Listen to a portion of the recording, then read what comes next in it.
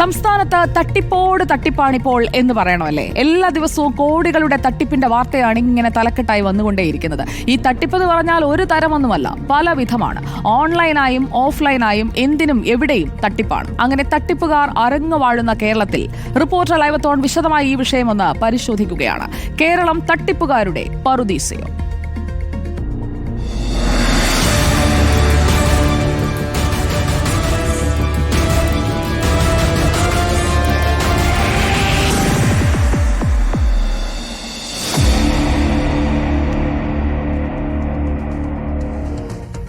റിപ്പോർട്ടറിന്റെ അന്വേഷണ സംഘം തയ്യാറാണ്. R Roshipal, V S Ranjith, Rinu Sreedhar, Jaison Chamolappil, Ali Akbar Shah, Sunisha Ayalu, Sarath S S, Anjana, Anilkumar. നമ്മുടെ വാർത്താ സംഘം ഇതാ തയ്യാറായി കഴിഞ്ഞിരിക്കുകയാണ്. ഈ തട്ടിപ്പിന്റെ കാണാപ്പുറങ്ങൾ അത് തേടിയുള്ള നമ്മുടെ യാത്ര നമുക്ക് എറണാകുളത്ത് നിന്ന് തുടങ്ങാം. അലി അക്ബർ ഷായിലേക്കാണ് നമ്മൾ ആദ്യം പോകുന്നത്. ചൈനീസ് ലോൺ ആപ്പ് തട്ടിപ്പ് കേസിൽ ഞെട്ടിക്കുന്ന വിവരങ്ങളാണ് പുറത്തുവരുന്നത്. 1600 കോടിയുടെ തട്ടിപ്പാണ് നടന്നതെന്നാണ് എൻഫോഴ്സ്മെന്റ് ഡയറക്ടറേറ്റിന്റെ നിഗമനം. തട്ടിപ്പിന്റെ മുഖ്യ ആസൂത്രകൻ സിംഗപ്പൂർ പൗരനായ മുസ്തഫ കമാലാണെന്ന് കണ്ടെത്തിയതോടെ അന്വേഷണം സിംഗപ്പൂരിലേക്കും വ്യാപിപ്പിക്കുകയാണ്. എറണാകുളത്ത് നിന്ന് പിടികൂടിയ സയ്യിദ് മുഹമ്മദ്, ടി ജി വർഗീസ് എന്നിവരുടെ അക്കൗണ്ട് വഴി 718 കോടിയാണ് ഒഴുകിയത്. അലി അക്ബർ ഷാ നമുക്കൊപ്പം ചേരുന്നു തത്സമയം. Good morning Ali Akbar Shah. കേട്ടതിനും അപ്പുറമാണ് അതിന്റെ പല മടങ്ങ് തട്ടിപ്പ്. കേരളത്തിൽ 500ഓളം അക്കൗണ്ടുകൾ എടുത്തുകൊണ്ട് അതിലൂടെ കോടികൾ ഒഴുക്കിക്കൊണ്ട് നടന്നിട്ടുണ്ട് എന്ന് ഇ.ഡി. പ്രാഥമികമായി തന്നെ വ്യക്തമാക്കുകയാണ്. അന്വേഷണം ഇപ്പോൾ എവിടെ വരെ എത്തി ചൈനീസ് ലോൺ ആപ്പ് തട്ടിപ്പ് കേസിൽ?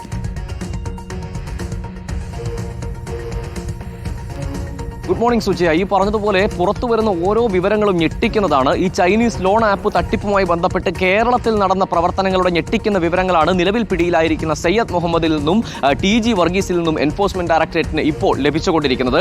ആദ്യഘട്ടത്തിൽ ഈ തട്ടിപ്പുമായി ബന്ധപ്പെട്ട് 4 പേർ തമിഴ്നാട്ടിൽ പിടിയിലായിരുന്നു. ഇവരെ വിശദമായി ചോദ്യം ചെയ്തപ്പോഴാണ് ചൈനീസ് ലോൺ ആപ്പ് തട്ടിപ്പുമായി ബന്ധപ്പെട്ട് മ്യൂൾ അക്കൗണ്ടുകൾ സംഘടിപ്പിച്ച് നൽകിയ 2 മലയാളികളെ സംബന്ധിച്ച വിവരം എൻഫോഴ്സ്മെന്റ് ഡയറക്ടറേറ്റിന് ലഭിക്കുന്നത്.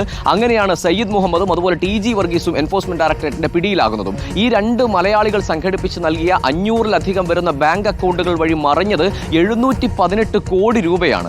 ഈ ഇടപാടുമായി ബന്ധപ്പെട്ട് ഈ 2 പേർക്കും ഈ തട്ടിപ്പ് സംഘം നൽകിയ കമ്മീഷൻ തുക എന്ന് പറയുന്നത് 2,70,00,000 രൂപയാണ്. ആ രീതിയിൽ ഞെട്ടിക്കുന്ന തട്ടിപ്പുമായി ബന്ധപ്പെട്ട വിവരങ്ങളാണ് ഇപ്പോൾ പുറത്തു വന്നുകൊണ്ടിരിക്കുന്നത്. ഈ 2,70,00,000 രൂപയായി ലഭിച്ച ഈ കമ്മീഷനായി ലഭിച്ച തുകയും ഉപയോഗിച്ച് പല സ്ഥലങ്ങളിലും ഈ 2 പ്രതികളും സ്ഥാപനങ്ങൾ തുടങ്ങിയിട്ടുണ്ട്. അതുപോലെ തന്നെ മറ്റു പല നിലയിലുള്ള സ്വത്ത് സമ്പാദനവും നടത്തിയിട്ടുണ്ട്.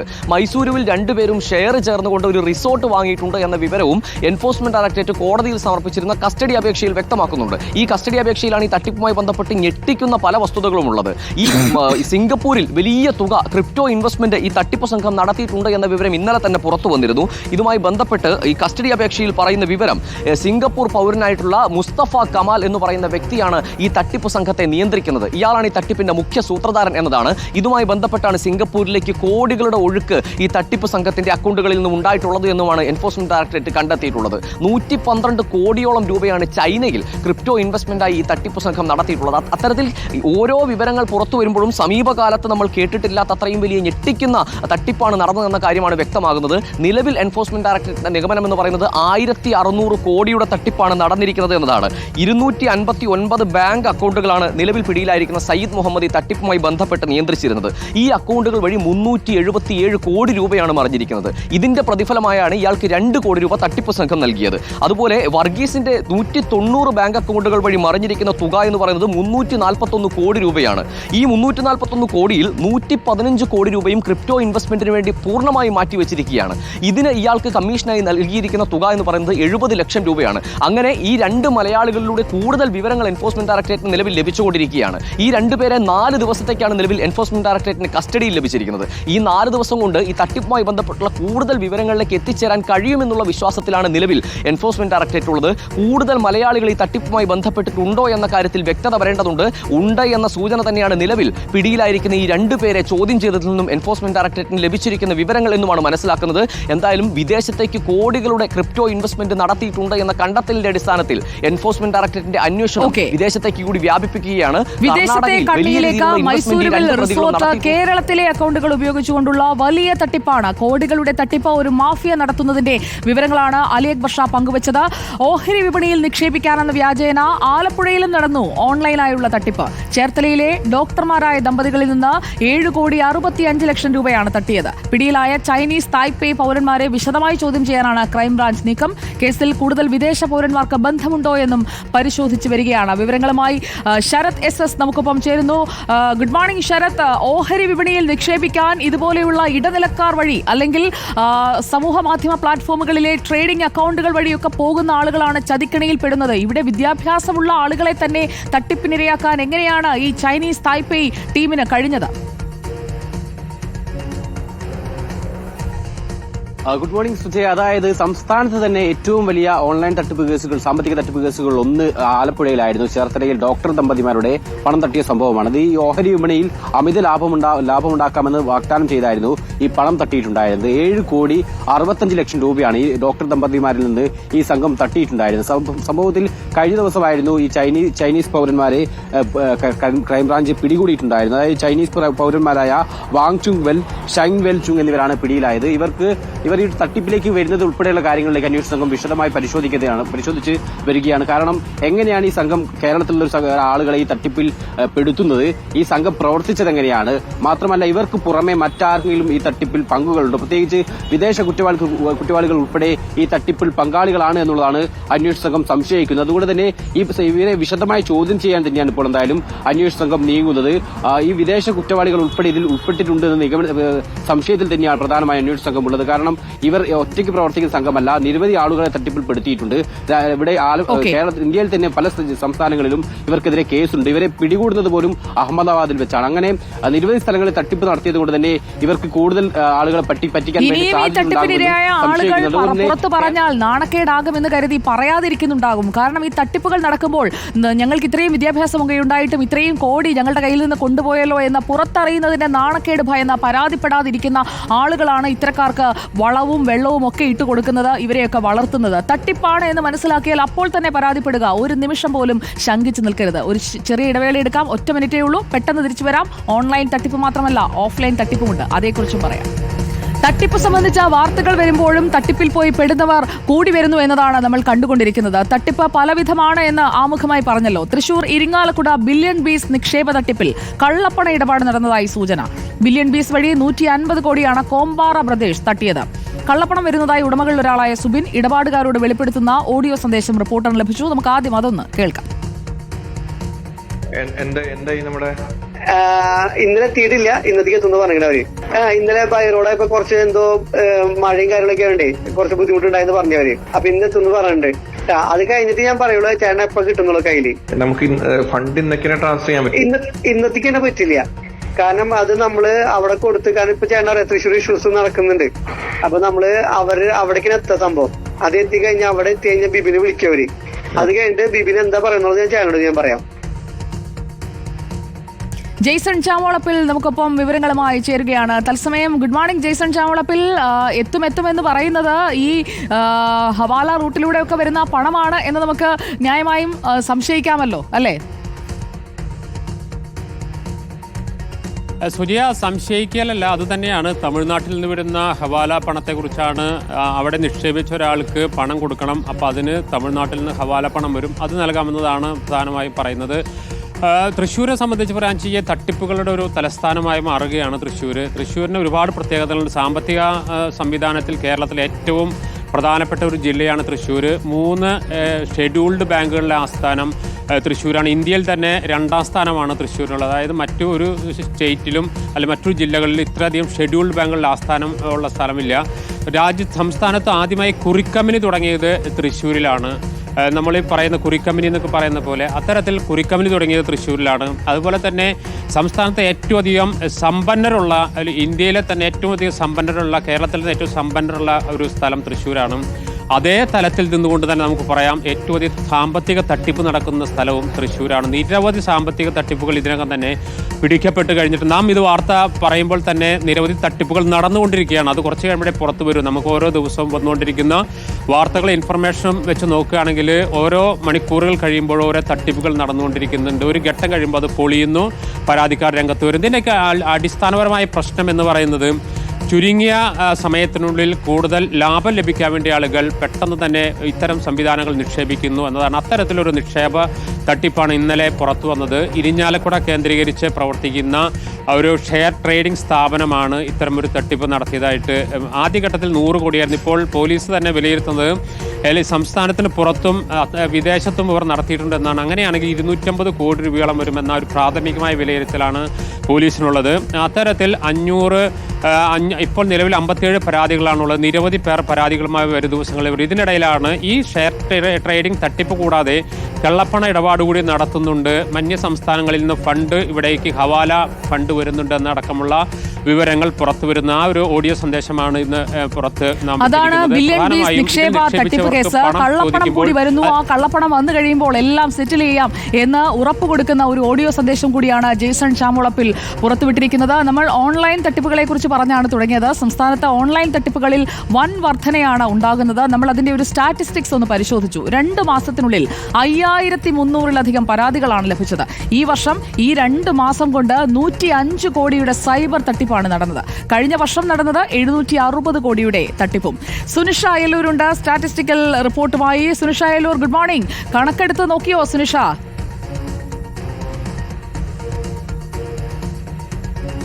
സുജിയ, കണക്കെടുത്ത് നോക്കുമ്പോൾ നമ്മളെല്ലാം ഞെട്ടിക്കുന്നതാണ് ഈ കണക്കുകൾ എന്നുള്ളത് തന്നെയാണ്. നിരന്തരം ഈ സൈബർ തട്ടിപ്പിനിരയാകുന്നവരുടെ എണ്ണം കൂടിക്കൊണ്ടിരിക്കുകയാണ്. ഇനിപക്ഷേ 2025 തുടങ്ങി 2 മാസം പിന്നിടുമ്പോഴാണ് 105 കോടിയുടെ തട്ടിപ്പ് നടന്നതായി നിലവിൽ കണ്ടെത്തിയിരിക്കുന്നത്. അതിനുമേറെ ഉണ്ടാകുമെന്നുള്ളതാണ്. നേരത്തെ ജെയ്സൺ പറഞ്ഞതുപോലെ ഇപ്പോൾ നമ്മളിവിടെ നിൽക്കുമ്പോൾ പോലും പലരും സൈബർ തട്ടിപ്പിനിരയാകുന്നു എന്നതാണ് പ്രധാനപ്പെട്ട കാര്യം.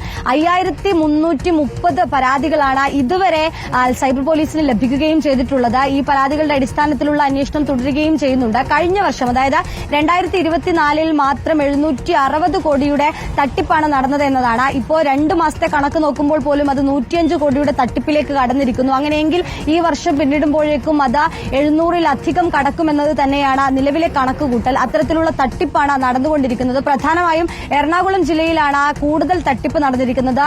റൂറൽ മേഖലയും സിറ്റി മേഖലയും ഒക്കെ നോക്കിയാൽ തന്നെ തട്ടിപ്പിന്റെ വ്യാപ്തി അത് കൂടുതലാണ്. ഈ എറണാകുളത്തെ കണക്ക് മാത്രം നോക്കിയാൽ 21 കോടിയിലേറെ തട്ടിപ്പ്, 21 കോടിയിലേറെ രൂപയുടെ തട്ടിപ്പ് നടന്നിരിക്കുന്നത് എറണാകുളത്താണെന്ന് കണ്ടെത്താൻ കഴിയും. ഇനി തിരുവനന്തപുരം സിറ്റിയിൽ നോക്കുകയാണെങ്കിൽ 9 കോടിയുടെ തട്ടിപ്പിലധികം തിരുവനന്തപുരം സിറ്റിയിൽ നടന്നിട്ടുണ്ട്. സമാനമാണ് മലപ്പുറം, പാലക്കാട്, കോട്ടയം ജില്ലകളിലും ഇതേ രീതിയിൽ 7 കോടിയിലധികം രൂപയുടെ തട്ടിപ്പാണ് സൈബർ തട്ടിപ്പായി നടന്നിരിക്കുന്നത്. തൃശൂരിലും കുറവല്ല, 6.6 കോടിയുടെ തട്ടിപ്പ് നടന്നിട്ടുണ്ട്. വയനാടും സമാനമായ രീതിയിൽ തന്നെ തട്ടിപ്പ് നടന്നിട്ടുണ്ട് എന്നതാണ്. പ്രധാനമായും ഇവർ പറയുന്നത് നിക്ഷേപ തട്ടിപ്പിലൂടെയാണ് ഏറ്റവും അധികം പണം തട്ടുന്നത് എന്നതാണ്. ഈ 105 കോടിയുടെ കണക്ക് നോക്കിയാൽ തന്നെ 65 കോടിയുടെ തട്ടിപ്പ് നടന്നത് ഈ നിക്ഷേപ തട്ടിപ്പിലൂടെയാണ്. ഈ നിക്ഷേപ തട്ടിപ്പിന് ഇരയാകുന്നവർ വിദ്യാസമ്പന്നരും ഒപ്പം തന്നെ ഈ കോർപ്പറേറ്റ് മേഖലയിൽ ജോലി ചെയ്യുന്നവരുമാണ്. ഇവർ ആദ്യം നിക്ഷേപിക്കുന്നു, അതിൽ വലിയ ലാഭത്തിൽ ലഭിക്കുമെന്ന് അതിബുദ്ധി കാണിക്കുമ്പോൾ, അതായത് ബുദ്ധിമാന്മാരെന്ന് സ്വയം വിചാരിക്കുന്ന ആളുകൾ ഈ അതിബുദ്ധി കാണിച്ച് കയ്യിലുണ്ടായിരുന്ന കാശ് മുഴുവൻ തട്ടിപ്പുകാർക്ക് കൊടുത്തിട്ട് ഇപ്പോൾ നാണം കെട്ട് വീട്ടിലിരിക്കുകയാണെന്ന് ചുരുക്കം. ഏറെക്കുറെ അങ്ങനെ തന്നെയാണ്. നിലവിലെ കണക്ക് വെച്ച് നോക്കുമ്പോഴും അങ്ങനെ തന്നെയാണ് സുജിയ കാണിക്കുന്നത്. കാരണം 65 കോടിയിലേറെ നിക്ഷേപ തട്ടിപ്പ് എന്ന് പറയുമ്പോൾ കൂടുതൽ ആളുകളും ഈ പറയുന്നത് പോലെ ഇത്തരത്തിലുള്ള ലാഭം കിട്ടുമെന്ന് കരുതുന്നു, ആദ്യം പണം കൈമാറുന്നു. അവർ ഈ നിക്ഷേപ തട്ടിപ്പ് നടത്തുന്ന ആളുകളും ആദ്യം തന്നെ ഇതിന്റെ സ്ക്രീൻഷോട്ടൊക്കെ നൽകുന്നതും അങ്ങനെയാണ്. വലിയ ലാഭത്തിൽ നൽകുന്നത്, വലിയ പലിശ, അത്തരത്തിലുള്ള കാര്യങ്ങളാണ് ഇവർക്ക് നൽകുന്നത്.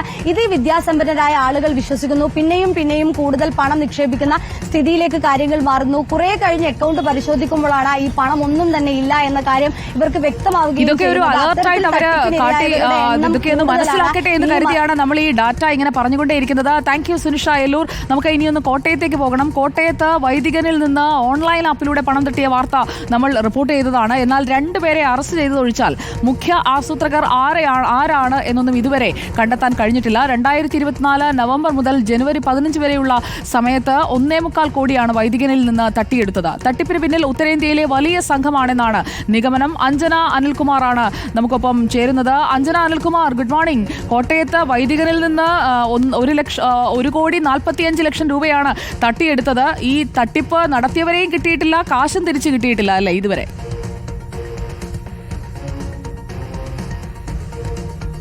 Good morning Sujaya Parvathy. അങ്ങനെ തന്നെയാണ്. ഈ ഓൺലൈൻ തട്ടിപ്പിന് ഇരയാകുന്നവരുടെ കണക്കെടുത്താൽ കോട്ടയം ജില്ലയിലും അത് ഒട്ടും കുറവല്ല. ഈ സമീപകാലത്താണ് കടുത്തുരുത്തി സ്വദേശിയായ വൈദികനിൽ നിന്നും 1.25 കോടി രൂപ ഓൺലൈൻ ട്രേഡിംഗിന് എന്ന് പറഞ്ഞുകൊണ്ട് തട്ടിയെടുത്തത്. ഈ ഓൺലൈൻ ട്രേഡിംഗിൽ പണം നിക്ഷേപിച്ചാൽ അത് ഇരട്ടിയാകും, കൂടുതൽ ലാഭം കൊയ്യാമെന്ന് പറഞ്ഞ് വാഗ്ദാനത്തിലാണ് ഈ വൈദികൻ ഇത്രയും വലിയൊരു തുക നിക്ഷേപിച്ചത്. അതും പലരിൽ നിന്നുമായി ആണ് ഈ 1.25 കോടി ശേഖരിച്ചതും അത് നിക്ഷേപിക്കുകയും ചെയ്തത്. കുറച്ച് മാസങ്ങൾ കഴിഞ്ഞപ്പോഴാണ് തനിക്ക് അബദ്ധം പറ്റി എന്ന് ഈ വൈദികൻ മനസ്സിലാക്കുന്നതും തുടർന്ന് പരാതി നൽകുകയും ചെയ്തത്. ഉത്തരേന്ത്യയിലെ ഒരു തട്ടിപ്പ് സംഘമാണ് ഇതിന് പിന്നിൽ. അവരുടെ ചില കണ്ണികൾ ഈ കേരളത്തിലുമുണ്ട്. അവരെ രണ്ടുപേരെയും മാത്രമേ പോലീസിന് ഇപ്പോൾ പിടികൂടാൻ കഴിഞ്ഞിട്ടുള്ളൂ. ഇതിന്റെ ഒരു മാസ്റ്റർ ബ്രെയിൻ അതിപ്പോഴും ആരാണെന്നോ അവരിലേക്ക് എത്താനോ പോലീസിന് കഴിഞ്ഞിട്ടില്ല. അന്വേഷണം നടക്കുന്നുണ്ട്.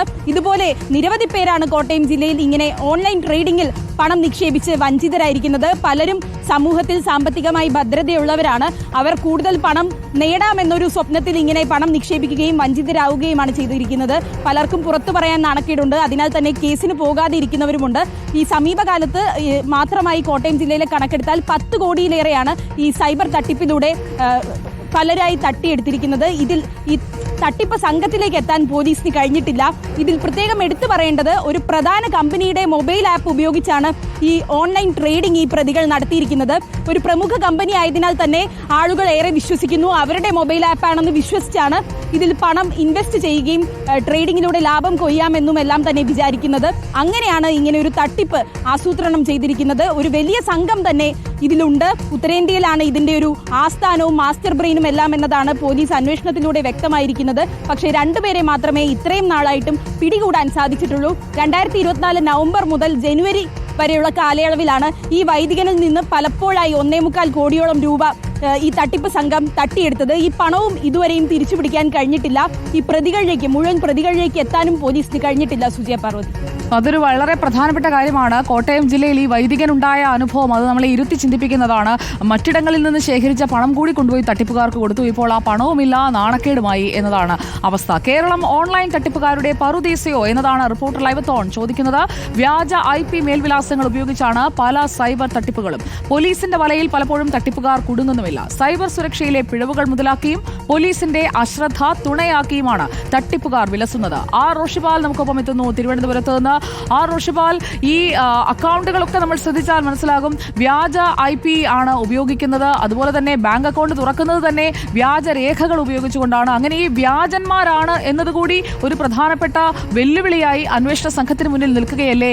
ഈ തട്ടിപ്പിനിരയായവരിൽ നിന്ന് പിടിച്ചെടുക്കാൻ കഴിഞ്ഞിട്ടുള്ളത് നാമമാത്രമായ തുക മാത്രമാണ് എന്നതും ഈ പരാതിയുമായി വന്നിട്ട് കാര്യമില്ല എന്ന് കരുതി, നാണക്കേടുമാകേണ്ട എന്ന് കരുതി മിണ്ടാതിരിക്കുന്നതിലേക്ക് കുറെ പേരെയൊക്കെ കൊണ്ടുപോകുന്നുമുണ്ടാകില്ലേ റോഷിപാൽ? സുജയ പാർവതി, അത്യാധുനിക സാങ്കേതിക വിദ്യയുടെ സാധ്യതകൾ പരമാവധി ദുരുപയോഗം ചെയ്താണ് ഈ തട്ടിപ്പുകാർ വിലസുന്നത്. ഓരോ തട്ടിപ്പ് നടത്തുമ്പോഴും അവർ പിടിക്കപ്പെടാതിരിക്കുമ്പോൾ ആത്മവിശ്വാസം വർദ്ധിക്കുന്നു. അവർ തട്ടിപ്പിനായി തെരഞ്ഞെടുക്കുന്നവർ അത് സമൂഹത്തിൽ അത്യാവശ്യം നല്ല നിലയിൽ ജീവിക്കുന്നവരായിരിക്കും. അവർ പരാതി നൽകില്ല. അവർ തട്ടിപ്പിനിരയാകുമ്പോൾ അവർക്ക് അപമാനം ഭയം കാരണം പരാതിയുമായി പോലീസിനെ സമീപിക്കുന്നത് സാധാരണ കുറവാണ്. അതാണ് ഇവർക്ക് കരുത്തു പകരുന്നത്. മറ്റൊന്ന്, സൈബർ ഇടത്തിലെ ഈ നിരീക്ഷണത്തിന്റെ കുറവ്, സൈബർ സുരക്ഷയുടെ പിഴവുകൾ, ഇങ്ങനെ തുടങ്ങിയ ഒട്ടേറെ കാര്യങ്ങൾ ഈ സൈബർ തട്ടിപ്പുകാർക്ക് സഹായകരമായ ഒരു സാഹചര്യം ഒരുക്കുന്നുണ്ട്.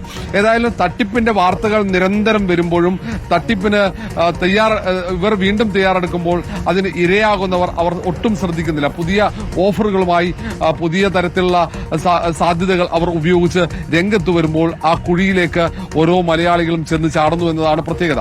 ഒന്ന്, ഇത് കണ്ടെത്തുക എന്നത് പോലീസിനെ സംബന്ധിച്ചിടത്തോളം വലിയ വെല്ലുവിളിയാണ്. കാരണം മേൽവിലാസം വ്യാജമായിരിക്കും. ഇനി ബാങ്ക് അക്കൗണ്ട് തുടങ്ങാനായി അവർ കൊടുക്കുന്ന മേൽവിലാസങ്ങൾ പോലും വ്യാജമാണ്. പലപ്പോഴായി ഇവരെ തെരഞ്ഞെത്തുമ്പോൾ അവർ ചിലപ്പോൾ ഏതെങ്കിലും സംസ്ഥാനങ്ങളിൽ ഉള്ള ആളുകൾ അവർ പോലും അറിയാതെ അവരുടെ രേഖകൾ ഉപയോഗിച്ച് അക്കൗണ്ടുകൾ തുറന്ന് ആ അക്കൗണ്ടിലേക്ക് പണം എത്തിച്ച് മറ്റ് അക്കൗണ്ടുകളിലേക്ക് മാറ്റുന്നു. അങ്ങനെ അതിങ്ങനെ കണ്ണിയായി തട്ടിപ്പ് പോവുകയാണ് പതിവ്. ഇത് ആളെ കണ്ടെത്തുക എളുപ്പമല്ല. പോലീസിന് അത് വെല്ലുവിളിയായതുകൊണ്ട് തന്നെ ഇവർ വീണ്ടും വീണ്ടും തട്ടിപ്പ് നടത്തുന്നു എന്നതാണ് ഒരു പ്രധാനപ്പെട്ട കാര്യം. ഒരേ സംഘം തന്നെ ആണ് തട്ടിപ്പ് വീണ്ടും വീണ്ടും നടത്തി മുന്നോട്ട് പോകുന്നത്.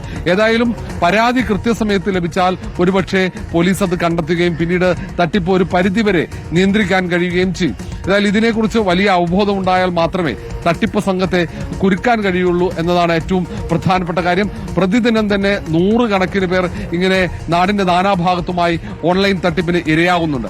ഓരോ ദിവസവും തട്ടിപ്പിന് വ്യത്യസ്ത മുഖമാണെന്ന് ഓർക്കണം. ഒരു ദിവസം ഇന്ന രീതിയിൽ തട്ടിപ്പ് നടത്തി കഴിഞ്ഞാൽ മറ്റൊരു ദിവസം മറ്റൊരു തരത്തിലുള്ള തട്ടിപ്പാണ് നടത്തുന്നത്. ഏതായാലും IP വിലാസമൊക്കെ വ്യാജമാണ് ഭൂരിഭാഗവും. അത് വലിയ വെല്ലുവിളിയാണ്. അതിനിടയിലാണ് ചൈനീസ് ആപ്പുകളുടെ സഹായവും ഈ തട്ടിപ്പുകാർ തേടിയിരിക്കുന്നത്. അപ്പോൾ ഈ ആപ്പുകളിലൂടെ ആപ്പിലാകാതിരിക്കാൻ മലയാളി കരുതിയിരുന്നില്ല എന്നുണ്ടെങ്കിൽ ആപ്പിലാവുകയും ചെയ്യും, കയ്യിലുള്ള കാശും പോകും, നാണക്കേടുമാകും. അപ്പോൾ പെട്ടെന്ന് പണം കിട്ടുമെന്ന് കരുതി ഇറങ്ങിപ്പെടരുത്. അധ്വാനിച്ച് ജീവിക്കണം നമ്മൾ. അതോടൊപ്പം തന്നെ കൃത്യമായ നിക്ഷേപ പദ്ധതികളിൽ പണമിടുക, അതിൽ നിന്ന് റിട്ടേൺസ് കിട്ടുന്നതാണ് എന്ന് ഉറപ്പാക്കിക്കൊണ്ട്, അതിപ്പോൾ മ്യൂച്വൽ ഫണ്ട്സ് ആയാലും ട്രേഡിംഗ് ആയാലും എന്തായാലും അതിൽ കൃത്യമായി നമ്മൾ അതേക്കുറിച്ച് പൂർണ്ണമായും പഠിച്ചതിന് ശേഷം മാത്രമേ ഇറങ്ങി പുറപ്പെടാവൂ. ആരെങ്കിലും പറയുന്നത് കേട്ട് അതിപ്പോൾ ആരായാലും പെട്ടെന്ന് കൊണ്ടുപോയി അങ്ങ് ഇട്ട് കൊടുക്കരുത്. നമ്മൾ അധ്വാനിച്ചുണ്ടാക്കുന്ന പൈസയില്ലേ, അതങ്ങനെ കളയാൻ പാടുണ്ടോ? അപ്പോൾ നമുക്ക് അടുത്ത ഒരു പ്രതികരണത്തിലേക്ക് കൂടി പോകാം. പത്തനംതിട്ടയിൽ CBI ചമഞ്ഞും നടന്നു സൈബർ തട്ടിപ്പ്. കുഴിക്കാല സ്വദേശി K തോമസിന് 45 ലക്ഷം രൂപയാണ് നഷ്ടമായത്. അനധികൃതമായി പണം സമ്പാദിച്ചിട്ടുണ്ടെന്നും മുഴുവൻ തുകയും എത്രയും പെട്ടെന്ന് തങ്ങളുടെ അക്കൗണ്ടിലേക്ക് അയച്ചു തരണമെന്നും പറഞ്ഞാണ് കോൾ വന്നത്. അന്വേഷണം പൂർത്തിയായി നിരപരാധിയെന്ന് ബോധ്യപ്പെട്ടാൽ പണം തിരികെ നൽകുമെന്നും തട്ടിപ്പുകാർ പറഞ്ഞതായി തോമസ് പറയുന്നു. പണം നൽകിയ ശേഷം തോമസിന് ഒരു സംശയം തോന്നി. അങ്ങനെയാണ് പോലീസിൽ പരാതി നൽകിയതെന്നും റിപ്പോർട്ടറിനോട് തോമസ് വെളിപ്പെടുത്തുകയാണ്. കാണാം.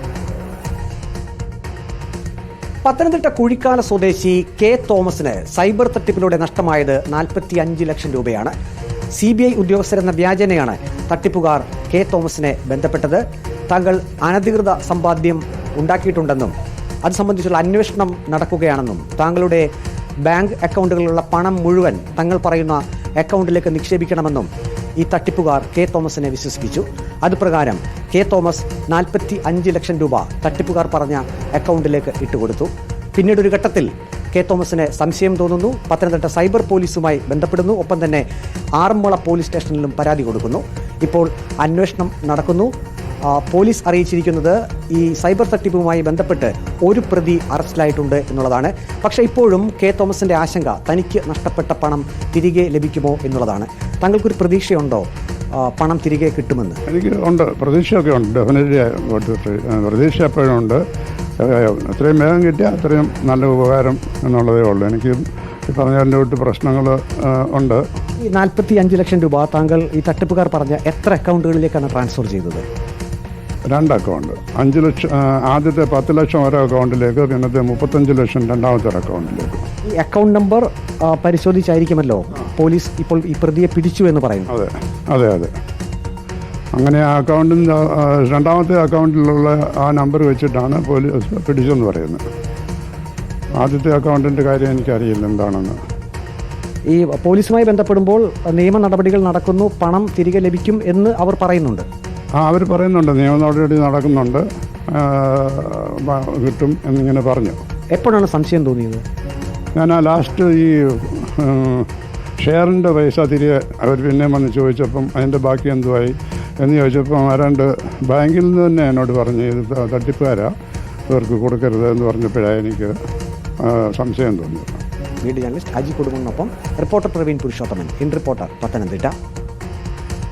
ശ്രദ്ധിക്കണം, പല രൂപത്തിൽ അവർ വരും. CBI എന്നും ഇന്റർപോൾ എന്നും പലതരത്തിൽ പറഞ്ഞ കേസ് എടുത്തിട്ടുണ്ട്, ഡിജിറ്റൽ അറസ്റ്റാണ് എന്നൊക്കെ പറയും. ഇത് പറഞ്ഞുകൊണ്ടേയിരിക്കുന്നത് ഒരാളെങ്കിലും ഈ തട്ടിപ്പിൽ നിന്ന് രക്ഷപ്പെടട്ടെ എന്ന് കരുതിയാണ്. ചെന്ന് ചാടിക്കൊടുക്കും. അങ്ങനെ ചാടിക്കൊടുക്കാൻ പാടില്ല. തട്ടിപ്പുകാരുടെ പറുദീസയോ എന്ന നമ്മുടെ ലൈവ് തോൺ തുടരുകയാണ്. സംസ്ഥാനത്ത് സാമ്പത്തിക തട്ടിപ്പുകൾ അടക്കം വർദ്ധിക്കുമ്പോഴും വേണ്ടത്ര സൗകര്യങ്ങളില്ലാതെ പെടാപ്പാടുപെടുകയാണ് നമ്മുടെ പോലീസ്.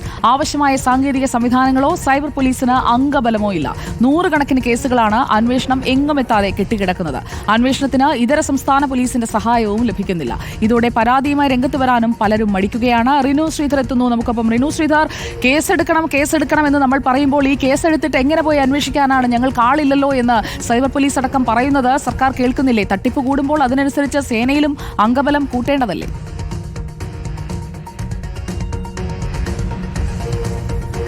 സുജയ, ഓരോ ദിവസവും വലിയ രീതിയിലുള്ള സൈബർ തട്ടിപ്പുകളാണ് നടക്കുന്നത്. മുൻകരുതലുകളും ജാഗ്രതാ നിർദ്ദേശങ്ങളും കൃത്യമായി പങ്കുവയ്ക്കുന്നുണ്ടെങ്കിലും ഈ മണ്ടന്മാരായിട്ടുള്ള മലയാളികൾ ഈ തട്ടിപ്പിനിരയാകുന്നു എന്നുള്ളതാണ് ഏറ്റവും പ്രധാനപ്പെട്ട ഒരു കാര്യം. പക്ഷേ ഇത്തരത്തിൽ തട്ടിപ്പിന് ഇരയാകുമ്പോഴും പോലീസിന് ചില പരിമിതികൾ ഇതിലുണ്ട്. സാങ്കേതികപരമായിട്ടുള്ള പരിമിതികളാണ് ഇതിൽ ഏറ്റവും പ്രധാനം എന്ന് പറയുന്നത്. ഒപ്പം സൈബർ പോലീസിൽ വേണ്ടത്ര അംഗബലം ഇല്ല, അംഗസംഖ്യ ഇല്ല എന്നുള്ളതാണ്. ഇത്തരം ഓരോ ദിവസവും 100 കണക്കിന് കേസുകൾ രജിസ്റ്റർ ചെയ്യുമ്പോൾ ഇതിന്റെ അന്വേഷണവുമായി മുന്നോട്ട് പോകുന്നതിന് പോലീസ് സേനയിൽ സൈബർ വിഭാഗത്തിൽ വേണ്ടത്ര അംഗബലമില്ല എന്നുള്ളതാണ് ഏറ്റവും പ്രധാനപ്പെട്ട ഒരു കാര്യം. ഒപ്പം സാങ്കേതിക സംവിധാനത്തിന്റെ പരിമിതിയുമുണ്ട്. മറ്റൊന്ന്, ഏറ്റവും കൂടുതൽ അന്യ സംസ്ഥാനത്തു നിന്നും അന്യ രാജ്യങ്ങളിൽ നിന്നുമാണ് ഇത്തരത്തിലുള്ള തട്ടിപ്പുകൾ മലയാളികൾ വീഴുന്നത് എന്നുള്ളതാണ് ഏറ്റവും പ്രധാനം. പക്ഷേ ഈ അന്വേഷണവുമായി ഉദ്യോഗസ്ഥർ അന്യ സ്ഥലങ്ങളിലേക്ക് ചെല്ലുമ്പോൾ അവിടുത്തെ പോലീസുകൾ, അവിടുത്തെ സ്റ്റേറ്റ് പോലീസിന്റെ ഒരു നിസ്സഹകരണം ഇതിൽ ഏറ്റവും പ്രധാനമാണ് എന്നുള്ളതാണ്. ചില സംസ്ഥാനങ്ങളിലെ പോലീസ് നന്നായി സഹകരിക്കുന്നുണ്ടെന്നും സൈബർ ഉദ്യോഗസ്ഥർ പറയുന്നുണ്ട്. മറ്റൊരു കാര്യം എടുത്തു പറയേണ്ടുന്നത് ഈ ഞാൻ നേരത്തെ സൂചിപ്പിച്ച അംഗസംഖ്യയും അംഗബലവുമാണ് എന്നുള്ളതാണ്. 100 കണക്കിന് കേസുകൾ സംസ്ഥാനത്തെ സൈബർ പോലീസ് സ്റ്റേഷനുകളിൽ കെട്ടിക്കിടക്കുന്നു എന്നുള്ളതാണ് ഏറ്റവും പ്രധാനപ്പെട്ട ഒരു കാര്യം. മറ്റൊന്ന്, ഈ ഇന്റലിജൻസ് സംവിധാനത്തിന്റെ വീഴ്ചയുണ്ട്. ഇത്തരത്തിലുള്ള സ്കാമുകൾ റിപ്പോർട്ട് ചെയ്യുമ്പോൾ അതിൽ കൃത്യമായി തന്നെ ഒരു ഇടപെടൽ നടത്തിക്കൊണ്ട് അതിനെ തടയുവാൻ വേണ്ടിയിട്ടുള്ള ഒരു മുൻകരുതലുകൾ അല്ലെങ്കിൽ പോലീസ് സേനയ്ക്കോ അല്ലെങ്കിൽ നാട്ടുകാർക്കോ നൽകുന്നതിൽ ഇന്റലിജൻസ് സംവിധാനത്തിന് വീഴ്ചയുണ്ട് എന്നുള്ളത് കൃത്യമായി തന്നെ നമുക്ക് പറയേണ്ടി വരും. മറ്റൊന്ന്, ഇത്തരത്തിലുള്ള പരാതികളുമായി അല്ലെങ്കിൽ പരിഭവങ്ങളുമായി മുന്നോട്ട് വരുവാൻ പലരും മടിക്കുന്നുണ്ട്. പലരുടെയും കള്ളപ്പണങ്ങളാണ് ഇത്തരത്തിൽ തട്ടിച്ച് എടുക്കുന്നത് എന്നുള്ളതാണ് ഏറ്റവും പ്രധാനപ്പെട്ട ഒരു കാര്യം. മറ്റൊന്ന്, ഇതിലെ ശിക്ഷാ സംവിധാനമാണ്. കാരണം ഈ 3 മുതൽ 7 വർഷം വരെ തടവ് ശിക്ഷ ലഭിക്കാവുന്ന ഒരു കേസാണ്. ചീറ്റിങ്ങും അതുപോലെ തന്നെ സൈബർ തട്ടിപ്പുമാണ് ഇതിൽ വകുപ്പുകളായി വരുന്നത്. പക്ഷേ ഇത് അത്ര ഗുണകരമാണോ, കടുത്ത ശിക്ഷാ നടപടിയാണോ എന്നുള്ളത് നിയമവിദഗ്ധർ തന്നെ പരിശോധിക്കണം എന്നുള്ളൊരു കാര്യമാണ്. കാരണം ഇത്തരം തട്ടിപ്പുകൾ നടക്കുമ്പോൾ അത് ഏത് തരത്തിലാണ് തട്ടിപ്പ് എന്നുള്ളത് നോക്കിയാണ് അതിൽ ശിക്ഷ വിധിക്കുന്നത്. അതിൽ ഭൂരിഭാഗം കേസുകളിലും ഈ തൊണ്ടി മുതൽ കണ്ടെത്തുവാൻ അല്ലെങ്കിൽ നഷ്ടപ്പെട്ട പണങ്ങൾ കണ്ടെത്തുവാൻ അന്വേഷണ സംഘത്തിനാകുന്നില്ല. പ്രതികളെ വെറുതെ വിടുന്നൊരു സാഹചര്യം ഒക്കെ തന്നെ ഉണ്ടാകുന്നുണ്ട്. ഇത് വലിയ രീതിയിൽ തട്ടിപ്പ് സംഘത്തിന് വളരാനും സാധ്യത നൽകുന്നു എന്നുള്ളതാണ്. എന്തായാലും ഈ സംസ്ഥാനത്ത് നടക്കുന്ന സൈബർ തട്ടിപ്പ് കേസുകളിലെ അന്വേഷണത്തിൽ ചില പരിമിതികൾ പോലീസ് സേനയ്ക്കുണ്ട് എന്നുള്ളതാണ് ഏറ്റവും പ്രധാനപ്പെട്ട കാര്യം. ഓക്കെ, വളരെ പ്രധാനപ്പെട്ട ഒരു വിഷയമാണ്. അസൗകര്യങ്ങൾ നമ്മുടെ ഈ അന്വേഷണ സംവിധാനത്തിനുള്ളപ്പോൾ എങ്ങനെയാണ് അന്വേഷണം പൂർത്തിയാക്കാനും നീതി ഉറപ്പാക്കാനും സാധിക്കുക, പരിഹരിക്കപ്പെടേണ്ട ഒരു വിഷയം തന്നെയാണ്. അടുത്ത തട്ടിപ്പിന്റെ വാർത്ത വരുന്നു. UK-യിലേക്ക് കുടുംബ വീസ വാഗ്ദാനം ചെയ്ത് വ്ളോഗറും ഭർത്താവും നടത്തി വൻ തട്ടിപ്പ്. തിരുവനന്തപുരം സ്വദേശിയിൽ നിന്ന് 44 ലക്ഷം രൂപ തട്ടിയതിൽ വ്ളോഗറായ അന്ന ഗ്രേസിന്റെ ഭർത്താവ് കഴിഞ്ഞ ദിവസമാണ് അറസ്റ്റിലായത്. തട്ടിപ്പിന് പിന്നിൽ വൻ മാഫിയ ഉണ്ടെന്നാണ് പോലീസ് സംശയിക്കുന്നത്. വ്യാജ ഏജൻസികൾ നിരവധി പേരെ കബളിപ്പിച്ചതായി വ്ളോഗർ അന്ന ജോൺസൺ റിപ്പോർട്ടറിനോട് പറഞ്ഞു. പൈസ വാങ്ങിയത് ഇവരുടെ അക്കൗണ്ടുകളിലേക്ക്. അത് ഇവർ 44 ലക്ഷത്തിൻ്റെ ഒരു ഇതാണല്ലോ പറയുന്നത്. ഈ 44 ലക്ഷത്തിൻ്റെയും ബാങ്ക് സ്റ്റേറ്റ്മെന്റ് എടുത്താൽ ഇവർ ട്രാൻസാക്ഷൻ നടത്തിയത് ബാങ്ക് ത്രൂ ആണ്. ഈ ബാങ്കിന്റെ ട്രാൻസാക്ഷൻ എടുത്ത് ഈ വ്യക്തികളുമായിട്ട് എനിക്ക് ബന്ധമില്ല എന്ന് മാത്രമല്ല ഇവരുടെ അക്കൗണ്ടിൽ നിന്ന് എൻ്റെ അക്കൗണ്ടിലേക്ക് ഒരു പൈസയും വന്നു. വാങ്ങിയത് ഫസ്റ്റ് എന്ന് വെച്ചിട്ടുണ്ടെങ്കിൽ ഇവിടെ എരഞ്ഞിപ്പാലത്തുള്ള ഒരു ഏജൻസിയാണ്. ആ ഒരു ഏജൻസിന്റെ അവരുടെ തന്നെ റിലേറ്റീവിന്റെ അക്കൗണ്ടിലേക്കാണ് ഇവർ 9 ലക്ഷം വാങ്ങിയിരിക്കുന്നത്. പിന്നെ അവരുടെ ഒരു ഫ്രണ്ടിന്റെ അക്കൗണ്ടിലേക്ക് ഒരു എമൗണ്ട് വാങ്ങിയിട്ടുണ്ട്. അതുപോലെ തന്നെ ഒരു കൊല്ലംകാരനായ ആൾക്ക് ഇവർ 17 ലക്ഷം രൂപ ട്രാൻസ്ഫർ ചെയ്ത് കൊടുത്തിട്ടുണ്ട്. പിന്നെ ഏറ്റവും ലാസ്റ്റ് അത് അത്രയും ഞാൻ അറിഞ്ഞു കഴിഞ്ഞ് പിന്നെ ഈ FIR വന്നപ്പോഴാണ് ഞാൻ അറിഞ്ഞത് ഈ ബാൻ വന്ന ശേഷവും ഇവരെന്താണ് വേറൊരാൾക്ക് 8 ലക്ഷം രൂപ ഓസ്ട്രേലിയയിലേക്ക് പോകാൻ വേണ്ടി കൊടുത്തു. അപ്പോൾ ഇതെല്ലാം കൂടെ കൂട്ടിയിട്ടാണ് ഇവർ ഈ 44 ലക്ഷത്തിൻ്റെ കണക്ക് എൻ്റെയിലേക്ക് ഉണ്ടാക്കിയിരിക്കുന്നത്. സത്യം പറഞ്ഞാൽ ഈ എല്ലാ അക്കൗണ്ട് ഹോൾഡേഴ്സിൻ്റെ അക്കൗണ്ട് സ്റ്റേറ്റ്മെൻറ്റ് പരിശോധിക്കുകയാണെങ്കിൽ അതിനകത്ത് നിന്ന് 1 രൂപ പോലും എൻ്റെ അക്കൗണ്ടിലേക്ക് വന്നിട്ടില്ല. എന്നാൽ പണം തട്ടിയത് വ്ളോഗറാണെന്നാണ് പരാതിക്കാരിയുടെ ആരോപണം. VS രഞ്ജിത്ത് എത്തുന്നു നമുക്കൊപ്പം. VS രഞ്ജിത്ത്, ഇൻഫ്ലുവൻസർ വഴിയാണ് ഈ പണം നഷ്ടപ്പെട്ടത് എന്ന പരാതിക്കാരി പറയുന്നതിന്റെ അടിസ്ഥാനം എന്താണ്? അപ്പോൾ ഇപ്പോൾ അവർ വളരെ ചിരിച്ചുകൊണ്ട് ഈ ആരോപണങ്ങളെല്ലാം നിഷേധിക്കുകയാണ്. ഒരു പൈസ പോലും എന്റെ അക്കൗണ്ടിൽ വന്നിട്ടില്ല എന്നൊക്കെ വളരെ ആത്മവിശ്വാസത്തോടെ പറയുന്നുമുണ്ടല്ലോ.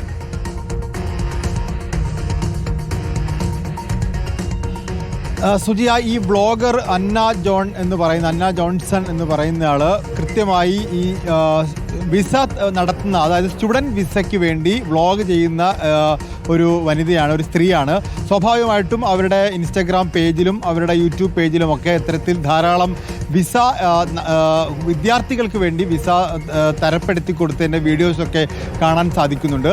അപ്പോൾ ഇവരുടെ കയ്യിൽ നിന്നും ലീഡ്സ് എടുത്ത്, അതായത് ഇവർ വ്ളോഗ് ചെയ്യുമ്പോൾ ഇവർക്ക് വരുന്ന അന്വേഷണങ്ങൾ ഇവർ മറ്റ് ഏജൻസികൾക്ക് കൈമാറുന്നു.